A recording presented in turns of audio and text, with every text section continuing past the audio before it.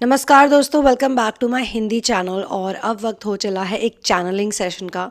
तो let's get started and let's find out what do we have for today. Before I go any further, I would like to tell you that you can support my content on Patreon, and you can also use the super thanks button to show your support.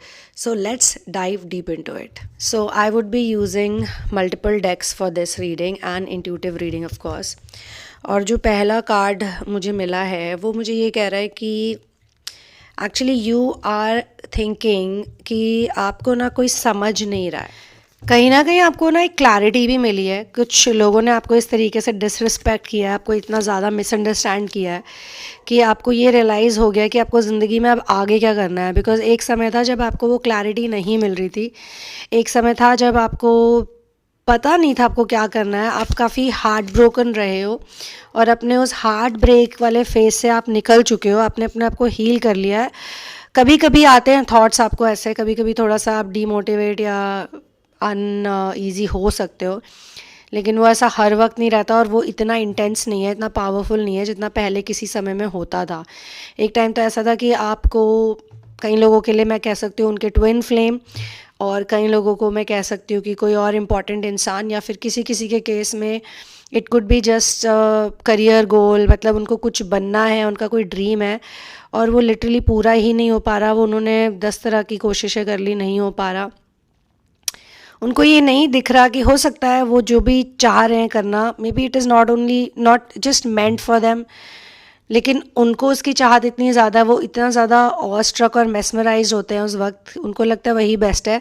पर धीरे धीरे समय में समझ में आने लग जाता है कि जो उनके पास है वही अच्छा है। यानी कि इंसान क्वेश्चन कर रहा होता है कि यार मेरे पास क्या है, मैंने क्या गेन किया है, मैंने अब तक क्या किया इनर वर्क करके, क्या मिला मुझे।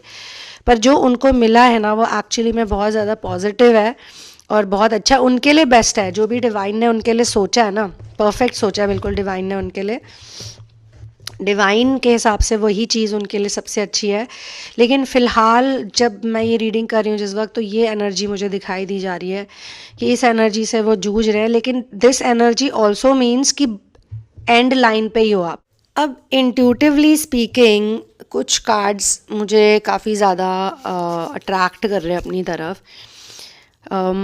आपके सामने कोई ऐसा इंसान है इस वक्त जो कि, आपके सामने ऐसा इंसान है जो कि जिसकी थिंकिंग बहुत छोटी है और मुझे पेट्रियाकल वाइब्स मिल रही, बहुत ज़्यादा misogynistic patriarchal vibes. A man can do what ever they want but women can not do. और काफ़ी ज़्यादा विमेन मैन का कंपैरिजन मुझे सुनाई दे रहा है। इस इंसान की वुमेन को लेके कुछ पता नहीं रंजिश है, नेगेटिविटी है। इस इंसान को ऐसा लगता है कि वुमेन अकाउंटेबिलिटी नहीं लेती हैं, वुमेन रिस्पॉन्सिबिलिटी नहीं लेती हैं। वुमेन को लेके इनका बहुत एक नेगेटिव इमेज बना हुआ है। और वो कहीं ना कहीं आपको पसंद तो करते हैं, बहुत प्यार भी करते हैं, केयर भी करते हैं, सब कुछ है, लेकिन बार बार अपने पास्ट एक्सपीरियंसेस की वजह से, ट्रस्ट इश्यूज़ की वजह से, या नेगेटिव प्रोग्रामिंग पैटर्न की वजह से जो उनको उनकी मदर की तरफ से भी आ रहा है। शायद कोई एक्स भी मुझे दिख रही है, एक्स गर्लफ्रेंड, एक्स वाइफ भी हो सकती है। अच्छा, अगर आप मेल हो और आप ये सुन रहे हो तो आप इसका उल्टा कर दीजिए, एक्स हस्बैंड। और पेट्रियाकल की जगह मुझे मेट्रियाकल एनर्जीज दिख रही हैं। कोई ऐसी व्यक्ति जिसको बहुत ज़्यादा नफ़रत है पुरुषों से, आदमियों से बहुत प्रॉब्लम है और उन्हें हमेशा ऐसा लगता है कि आदमी तो गलत ही होते हैं, तो वो आप पे भी वो प्रोजेक्ट कर रही हैं। तो ये वाली एनर्जी मुझे आ रही है कि उनके प्रीवियस एक्सपीरियंसेस की वजह से वो आपके ऊपर प्रोजेक्शन डाल रहे हैं और ये आपको पसंद नहीं आ रहा। ऑब्वियसली आप क्यों इसको झेलो, आप ये सोचते हो कि आप भी डिज़र्व करते हो एक अच्छी ज़िंदगी, आप पे लोग ट्रस्ट करें। तो ये इंसान जो भी है वो आप पे ट्रस्ट नहीं कर रहे हैं। और ऑन टॉप ऑफ दैट ये बहुत एंटाइटल्ड हैं और प्रिविलेज्ड हैं। कुछ मुझे वेल्थ की पावर गेम्स भी दिख रही हैं हल्की हल्की, या जॉब भी हो सकती है उनके पास, शायद कोई बहुत अच्छी जॉब है या कुछ तो है, मे बी प्रॉपर्टी कुछ तो है जिसका वो पावर प्ले करते हैं। और ये जो भी व्यक्ति हैं ये ऐसा दिखा रहे हैं आपको कि वो जो चाहे कर सकते हैं, पर आप जो चाहे नहीं कर सकते हो। एक पावर कंट्रोल गेम भी मुझे बहुत स्ट्रॉन्ग दिखाई दे रहा है। कंट्रोल वाला जो एलिमेंट होता है वो कंट्रोल करना चाहते हैं। तो आपके अराउंड किसी ऐसे व्यक्ति की एनर्जी है एक एनर्जी वैम्पायर की एनर्जी मुझे दिख रही है, लेकिन ये है एनर्जी वैम्पायर लेकिन एक्ट कर रहे हैं एज एन एम्पैथ। तो एम्पैथ की एक्टिंग कर रहे हैं, एम्पैथ बन रहे हैं पर एम्पैथ है नहीं, है एनर्जी वैम्पायर ही। और इस इंसान को काफ़ी ज़्यादा अटेंशन की प्रॉब्लम है, मतलब प्रॉब्लम कह सकते हो, या इनका ये ऐसा बिहेवियर है कि ये अटेंशन सीकर हैं, जो कि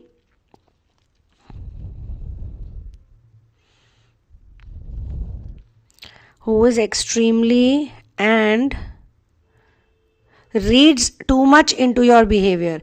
मतलब ये आपकी ना हर एक बात को पढ़ रहे हैं, हर एक बात जो भी आप बोलो, एक एक लाइन, एक एक वर्ड, पुराने मैसेजेस में जा जा के पुरानी चीज़ें निकाल के दिखाना, देखो तुमने ऐसे बोला था, देखो तुमने वहाँ पे ये बोला था। और ये मुझे आपसे थोड़े ऑब्सेस्ड भी लग रहे हैं, मुझे ऑब्सेशन की एनर्जी भी दिख रही है, लेकिन सरेंडर नहीं इतना दिख रहा। ये सरेंडर नहीं करना चाह रहे हैं लेकिन ऑब्सेस्ड भी हैं, और कुछ ज़्यादा ही रीड करें तो रीडिंग करो भैया, लेकिन इतनी नेगेटिव रीडिंग मत करो। ये नेगेटिव रीडिंग कर रहे हैं आपकी ना एक एक हरकत को लेके कि यार ये ऐसे कर रहा है या कर रही है तो ये इसका ये नेचर होगा या वैसे होगा, दिस एंड दैट। तो ये ज़बरदस्ती ना अटेंशन आपसे ग्रैब करने की कोशिश में लगे हुए हैं, और शायद कर भी पा रहे हो, और आपको ये अच्छा नहीं लग रहा, आपको थोड़ा सा अनोइंग लग रहा है। ये जो भी व्यक्ति है ये दूसरों को बहुत जज करता है या करती है, स्पेशली ऑपोजिट सेक्स। वाओ, क्या रीडिंग हो रही है, मतलब मैं हैरान हूँ खुद भी। और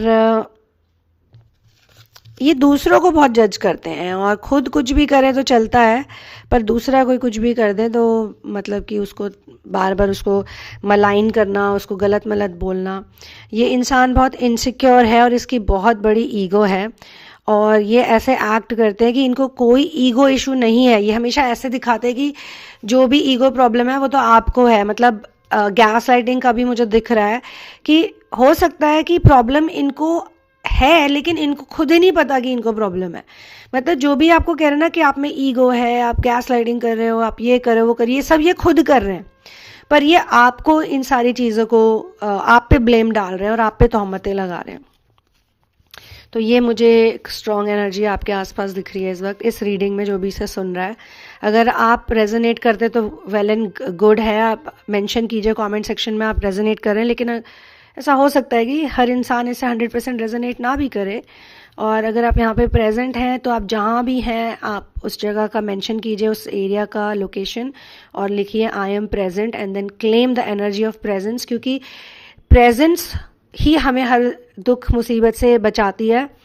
अगर हम प्रेजेंट होना सीख जाते हैं, इस पल में आना सीख जाते हैं, तो आगे पीछे जो भी हो रहा है वो हमें विचलित नहीं करता। अनुकूल प्रतिकूल चीज़ें हमारे साथ होती रहती हैं, लेकिन सिमरन यानी कि remembrance of source, remembrance of masters and God, जो भी आप नाम सिमरन करते हैं, आप में से जितने भी लोग इनर वर्क करें, आप जितना सिमरन करोगे, आप जितना नाम जपोगे, मैं तो सोलर प्लेक्सस चैंट के बारे में ही बोलती हूँ क्योंकि उससे आपके सारे चक्रास भी हील हो जाते हैं। तो आप जितना भी राम नाम जपते हो तो अनुकूल प्रतिकूल परिस्थितियों में आपका बचाव हो जाता है। तो इस तरह के लोग जब आपकी एनर्जी को सक करने की कोशिश कर रहे हैं, देखो वो पीड़ित हैं, वो आपके पास आए हैं, वो आपसे अट्रैक्टेड भी हैं, हो सकता है आपसे प्रभावित भी हैं, लेकिन उनके अंदर नेगेटिविटी है, और वो नेगेटिविटी आप पे ना आ जाए। मतलब कि नेगेटिविटी इन्फेक्शियस होती है, वो आप पे ना आ जाए, फिर आप दुखी होकर बैठे हो, आप अपना कुछ कर नहीं पा रहे हो, आप में एनर्जी नहीं रह पा रही, ये चीज़ अच्छी नहीं है। संगति का बहुत असर पड़ता है, तो कुसंगति तो पूरी दुनिया में है, पूरा संसार ही कुसंगति से भरा है, क्या कर सकते हो। तो इस इंसान की जजमेंटल एनर्जी है, प्रोग्राम्ड एनर्जी है। ये व्यक्ति इमोशनली अनस्टेबल है, किसी समय तो ये हवाओं में उड़ रहे होते हैं, बादलों पे, और किसी समय ये बिल्कुल ज़मीन पर से क्रैश हो जाते हैं। अगर आज ये आपको पसंद करते हैं तो कल आपसे नाराज़ हो सकते हैं। आज आपको कह रहे हैं दे लव यू अ लॉट, और ये तो आपके लिए पता नहीं क्या क्या कर देंगे, पहाड़ों को तोड़ देंगे, नदियों को चीर देंगे, आकाश में उड़ जाएंगे, चांद तोड़ के ले आएंगे, they can say all that. लेकिन ज़रा सी छोटी मोटी सी कोई बात हो जाएगी, इनका मूड ख़राब हो जाएगा, तो फिर ये कहेंगे हाँ मुझे कोई फ़र्क नहीं पड़ता। तो इनके इमोशनल अनस्टेबल होने का मुझे दिख रही है एनर्जी, और इनको सिंपल रीज़न चाहिए होता है कट ऑफ करने का, पर ये ज़्यादा देर तक आपसे कट ऑफ भी नहीं कर सकते। थोड़े टाइम के बाद ये फिर ठीक होके ट्रैक पे आ जाते हैं, लेकिन वो जिस टाइम लो हैं या जिस टाइम नेगेटिव हैं, तो वो जो अपशब्द आपको कहते हैं वो अपशब्द इन्हें नहीं कहने चाहिए। और ये वो तभी सीखेंगे जब आप भी इनसे अटैच नहीं होंगे, आप डिटैच हो जाएंगे। ये व्यक्ति अटैचमेंट इश्यूज से तड़पते हैं, उससे सफ़र कर रहे हैं, और they don't even need you to do anything. मतलब ये ऐसा नहीं कि ये रीडिंग किसी और के बारे में हो रही है, मतलब है आप ही से रिलेटेड, पर ये सारे पॉइंट्स आ रहे हैं। और शायद यही रीज़न है कि बिगनिंग में मुझे जो बहुत स्ट्रांगली फील हो रहा था कि आपको ऐसा लग रहा है कि आप मिसअंडरस्टूड हो, आपको नहीं समझा जा रहा। कुछ तो कार्मिक एनर्जीज़ हैं जिसकी वजह से आपको ऐसा लग रहा है कि कोई भी इंसान जो भी इस वक्त मुझे आपके आसपास दिख रही है, बहुत ज़्यादा अजम्पशन कर रहे हैं, नेगेटिव अजम्पशन कर रहे हैं आपके बारे में, वियर्डली एक्ट कर रहे हैं, आपको कंफ्यूज्ड वाइब्रेशन दे रहे हैं। जैसा कि मैंने कहा, आज बहुत अच्छा, पल में तोला, पल में मासा, कल फिर बहुत बुरा, तो ये जेन्युइनली ऐसा आपको दिखा रहे हैं कि कभी तो ये आपके लिए बिल्कुल भी श्योर नहीं है, और कभी कभी ये बहुत ज़्यादा श्योर हो जाते हैं, और ये आपको ऐसा भी फील कराते हैं कि एक प्लेयर है, कैसनोवा एनर्जी इसमें दिख रही है। फिर कभी ये एकदम सिंपैथी लेने लग जाते हैं, एकदम पिटी होने लग जाते हैं। तो ऐसा भी हो सकता है इन्होंने पहले कुछ रिलेशनशिप्स में यही डायनामिक प्ले किया हो, और ये बहुत सेफ भी प्ले कर रहे हैं आपके साथ, आपको लूज़ भी नहीं करना चाहते हैं। और ये एक तरीके का माइंड गेम होता है जो मुझे फील होता है काफ़ी नार्सिसिस्टिक लोग खेलते हैं एम्पैथ्स के साथ, क्योंकि उन्हें ये भी पता होता है कि एम्पैथ्स जो हैं वो अच्छे हैं, उनको एम्पैथ जैसा कोई मिलेगा नहीं जो उनको इतना झेल लेता है, माफ़ कर देता है, फॉरगिविंग नेचर है आपका। पर आप इस डायनामिक में क्यों हो? इस डायनामिक में आप सिर्फ और सिर्फ इसलिए हो ताकि आप जो है अपने ऊपर वर्क कर सको, और इसे एक अपॉर्चुनिटी की तरह लो कि आपको कोई इम्पैक्ट ही ना हो। वो कहें आपको कुछ भी, आपको कोई फ़र्क ना पड़े, तो धीरे धीरे वो भी ऐसा करना छोड़ देंगे। ऑलराइट, तो again I got a sign very important. तो ट्रू मुझे अभी आया एक वर्ड, ट्रू वर्ड मुझे दिया गया कि ट्रू, ये बहुत बड़ी सच्चाई है, क्योंकि अगर आपने ऐसा कर लिया जैसे कि मैंने कहा, तो आप कभी एक जो लूप है आप उस लूप को ब्रेक कर दोगे। मतलब कि वो आपको कुछ कह रहे हैं और आपको रिएक्शन ही नहीं हो रहा, आपको कोई फ़र्क नहीं पड़ रहा, आपको एक्चुअली में अंदर से पत्थर दिल आप बन गए हो कि आपको कोई असर नहीं हो रहा, और उसकी वजह से ही आप ये लूप को ब्रेक कर पाओगे, कर लोगे। जो भी इसे सुन रहा है, अगर सुन रहे हो तो कर लोगे, थोड़ा हार्ड है पर कर सकते हो। इनर वर्क, सही इनर वर्क मिले, सही इनर वर्क मिले, आप प्रेजेंस में आ जाएं, आप सोलर प्लेक्सिस को स्ट्रॉन्ग कर ले, क्योंकि सब कुछ इस धरती पे सोलर प्लेक्सिस ही चला रहा है। आपकी सारी पावर्स, एनर्जीज जो है वो आपके मणिपुर चक्र में है, सिटी ऑफ जूल्स में है। तो जो इंसान सोलर प्लेक्सिस को हील कर लेता है, उसका सेक्रल चक्र सबसे पहले हील होएगा क्योंकि वो सबसे पास है। रूट चक्र ऑटोमेटिकली हील हो रहा है, क्योंकि आप समझिए जो कुंडलिनी की शक्ति जागृत होती तो वो रूट चक्र से ही होती है, पर वो अटक जाती है। अगर सेक्रल हीलिंग नहीं हुई है तो वो डॉर्मेंट हो जाती है। फिर जो इस तरीके का ट्रू लव, प्यार, मोहब्बत, ये सारे सीन्स होते हैं, तो यहाँ पे आने की वजह से वो फिर से राइज अप होती है। लेकिन ये रनर चेजर डायनामिक जो है, ये वही है कि वो राइज अप होती फिर बैठ जाती है, राइज अप होती फिर बैठ गई, फिर राइज अप, फिर। तो सोलर प्लेक्सिस ही वो एनर्जी है, सोलर प्लेक्सिस ही वो चक्रा है, एनर्जी तो है ही, चक्रा है जो कि कुंडलिनी को सुषुम्ना से बिल्कुल ईजिली ट्रैवल करने में मदद करते हैं। फिर तो हार्ट चक्र आ गया, थ्रोट आ गया, फिर तो मतलब सारी चीज़ें कनेक्टेड है। और ये परसेंटेज वाइज भी होता है, 20% सेक्रल हीलिंग होएगी तो रूट 20%, सेक्रल 20, ऐसे ऐसे करते करते फिर 30, 40, 50। तो ये साइकिल्स और फेजेस में होता है। इसीलिए कई दफ़ा ऐसा होता है कि किसी ना किसी के साथ आपका जब रिलेशनशिप डायनामिक शुरू हुआ होता है तो बहुत ही नेगेटिव होता है, फिर 6 महीने बाद अच्छा हो जाता है, 1 साल बाद और अच्छा हो जाता है, 2 साल बाद बहुत अंडरस्टैंडिंग आ जाती है, फिर बीच बीच में कुछ प्रॉब्लम्स होती हैं, फिर अच्छा हो जाता है। मतलब वो बेटर ही हो रहा है। और as I said, inner work is all about detachment. कितने दिन के मेहमान हैं हम यहाँ पे? आफ्टर ऑल हम तो बस ट्रैवलर्स हैं। We are the travellers, children of the cave dwellers, came so far, revolving around a star. The universe is like a candy jar. You pick up what you like, the beginning or the end, it doesn't matter. It doesn't matter. तो अगला card मैं एक तरह से इस इन सारी बातों को ना, I want to sort of culminate it also properly. तो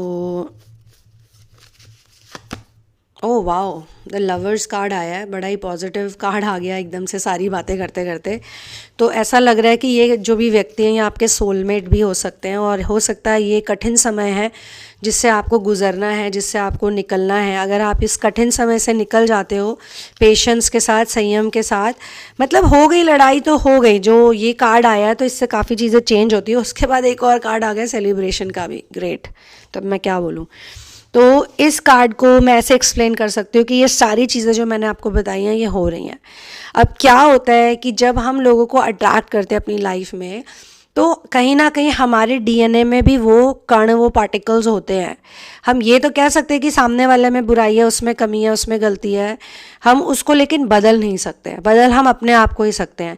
तो क्या होता है कि वो जो भी नार्सिसिज्म, प्रोजेक्शन, नेगेटिव एनर्जी हमको थ्रो कर रहे हैं, हमारी तरफ डाल रहे हैं, हम उसको अपने इनर वर्क से, अपने व्यक्तित्व से, अपनी स्ट्रेंथ से, अपने कनेक्शन विद सोर्स से हम उसको हील कर सकते हैं by not reacting to it all the time. फिर वही व्यक्ति, सोचो जो आपको सता रहे हैं वही आपके कायल हो जाते हैं, वही आपके लवर्स बन जाते हैं, आपसे प्रेम करने वाले बन जाते हैं। अब हर सिचुएशन तो आई एम श्योर रोमांटिक नहीं है, यहाँ पे कोई ना कोई सिचुएशन पैटर्नल भी हो सकती है, कोई सिबलिंग बॉन्ड भी हो सकता है ये, या फिर कोई बेस्ट फ्रेंड हो सकते हैं आपके, क्योंकि सुनने वाले अलग अलग तरीके के लोग होते हैं। कुछ आपका, जैसे मैंने शुरू में कहा था, लव हेट रिलेशनशिप चल रहा है, अपने करियर को लेके भी हो सकता है ये लव हेट रिलेशनशिप आपके काम के साथ हो रहा है, कि कभी तो आपका काम आपको बहुत कुछ दे देता है और कभी आपको कुछ भी नहीं देता, उस काम की वजह से आपको बहुत सहना पड़ता है। कभी तो आपको लगता है कि आपने इतना अच्छा स्टार्ट कर लिया भाई, अब तो आपको कोई रोक ही नहीं सकता, आपको ऐसा लगता है कि अब आप बिल्कुल सही लेवल पे चले गए, लेकिन फिर कुछ हो जाता है, फिर आप कोशिश करते हो, फिर कुछ हो जाता है। तो ये लव हेट रिलेशनशिप कब तक चलेगा, या ये ऐसा कब तक होएगा कि बस आपको लग रहा है कि आप करे ही जा रहे हो, करे ही जा रहे हो। कभी तो आपको लगता है सब सही हो गया, अब कुछ नहीं होगा, अब फिर कोई नई मुसीबत आ जाती। जस्ट व्हेन यू थिंक कि God is kind to you, तो कहीं ना कहीं मुझे लगता है कि गॉड आपको ये बताना चाह रहे हैं कि you are much more than this money making. आप, क्योंकि पैसा कैसी चीज़ है, आप इसे लेके तो जा नहीं सकते हो यहाँ से। और आप देखिए, जितना भी कमा लो कभी पूरा नहीं पड़ता, हमेशा खर्च हो ही जाता है। जो लोग सेविंग्स भी करते हैं बहुत ज़्यादा, उनको भी क्या ही मिलता है, वो इन्जॉय तो करते नहीं, बस जोड़ते ही रहते हैं, जोड़ते ही रहते हैं, फिर एंड में उसका बंटवारा करना पड़ता है। तो इससे तो अच्छा भाई ज़िंदगी इन्जॉय ही कर लो। और जो मास्टर्स हैं उनका यही रूल होता है। पहला रूल होता है कि हार्डवर्क करो, मेहनत करो, मतलब ऐसे भी नहीं कि पत्थर तोड़ने के लिए कह रहे हैं, लेकिन हाँ, आप अपना जो भी आपकी कला है, आपके में कोई कला हो सकती है, कोई स्किल हो सकता है, या मे बी आपका जस्ट फोकस अच्छा है, आप अपना समय देते हो, तो हार्डवर्क उसी को हम बोलेंगे। दूसरा, ईमानदारी के साथ करो, ऑनेस्टी के साथ करो, अच्छा काम करो, मतलब कि शॉर्टकट्स नहीं लेने चाहिए, ब्राइब्स नहीं लेनी चाहिए, ना देनी चाहिए, कोई गलत काम में पैसा नहीं अर्न करना चाहिए। वो तो आप लोग बहुत समझदार हो, जितने भी लोग इस चैनल पे आते हैं, इनर वर्क करने वाले लोग तो काफ़ी वाइज होते हैं दूसरे लोगों से। और तीसरी चीज़ है, जो भी आप पैसे कमाते हो उसको किसी अच्छे काम में खर्च कर दो। मतलब कि अपना घर चलाने के लिए तो पूरी दुनिया कमा रही है, और वो तो आपको, मुझे लगता है, भगवान दे ही देते हैं। आपको खुद खाने की कोई कमी नहीं होती, खुद भी खाओ और दूसरों को भी बांटो, अपने पास मत रखो।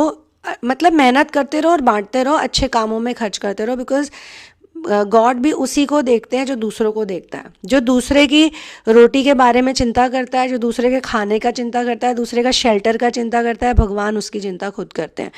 तो ये मास्टर्स की बताई हुई इतनी अमेजिंग बातें हैं।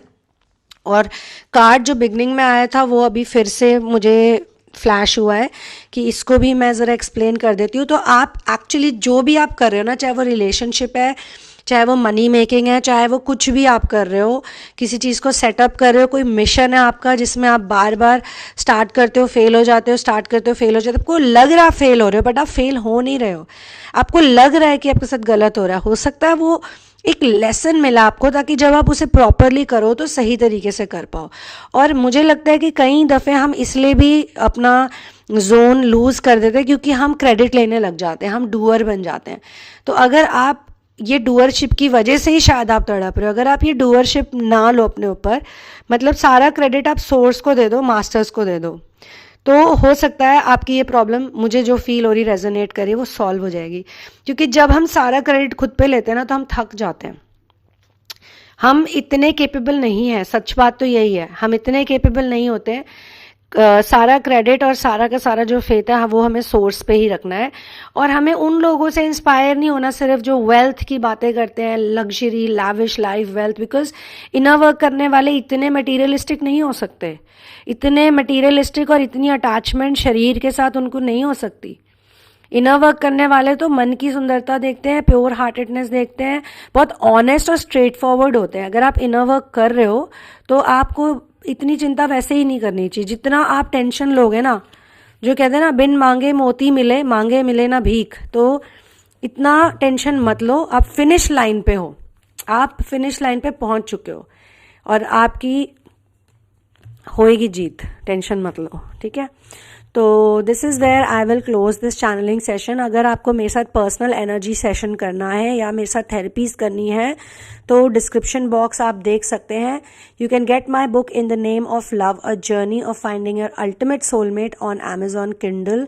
The latest version is available only on Amazon Kindle। आप पेपर बैक लोगे, वो लेटेस्ट नहीं है, वो पुरानी है। उसका एक ही उस टाइम पे मैंने प्रिंट निकाला था, उसके बाद मैंने नहीं किया था क्योंकि I was into Amazon Kindle after that. तो do purchase only Amazon Kindle copy if you want to, and I will see you in the next video. One love, peace out, and victory to Ram.